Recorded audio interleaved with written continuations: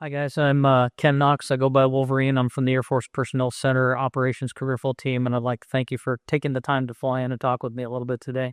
We've got Ringo Fletcher, Hustler Flynn, and Jaws Young joining us from Randolph and Columbus and Shepherd Air Force Base today. So, let's just kind of think about this for a second. Pretend I'm the you of about 20 years ago. Trying to make a decision about whether I want to stay with the Air Force or I want to jump ship and go over to the airlines.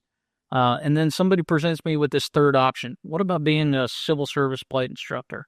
What it is that made you want to turn down, the $400,000 and half the work to come do this job? I looked at some of the other opportunities like you talked about, but none of it ever met for me what I wanted to continue doing, and that was to fly gray jets and be in a fighter type aircraft for the rest of my flying career if I possibly could. So for me, it was a dream come true that I still live to this day. And when I tell people what I do, first of all, they look at me and say, "You do what?" "You literally live every little boy's dream." And I'm like, "You're absolutely correct." At a time, I had a almost 4-year-old and an almost 1-year-old.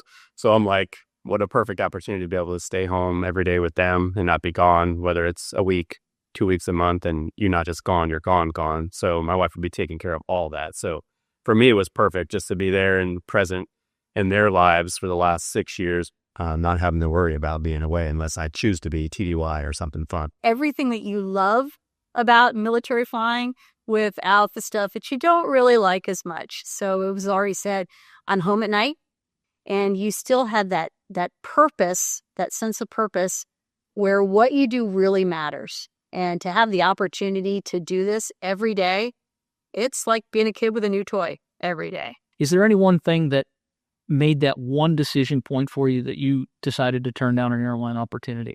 When I got out of the Air Force, I had small children, and I did not want somebody else raising my kids. Think about all the airline guys right? How many of them are complaining about the flying is not good?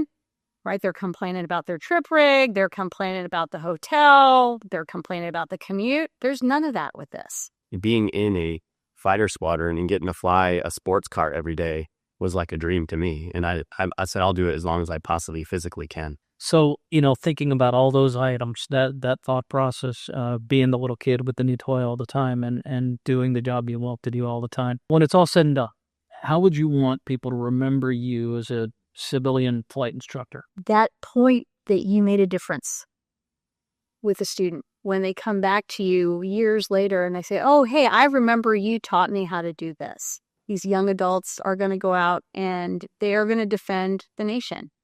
And so we have a vested interest in taking our experience and giving them as much as we can so that they can do the job that they're preparing to do. I'm going to steal from another organization that creates our peak performers in the Air Force flying community, and it's the Weapons School. They have a mantra that's called humble, approachable, and credible.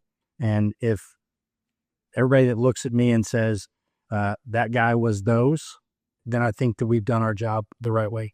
But what's the one point where you look back after you made the decision you did and you said to yourself, I made the right choice?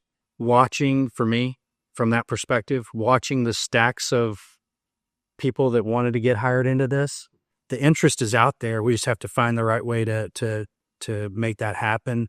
That, for me, I knew we had something that was an important program that could be a future of the Air Force.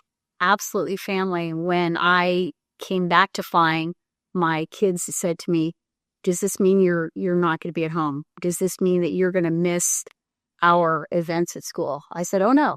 I said, "I will be there." And this has allowed me to do that. So I would say that it was absolutely positive confirmation that this was the right decision for us.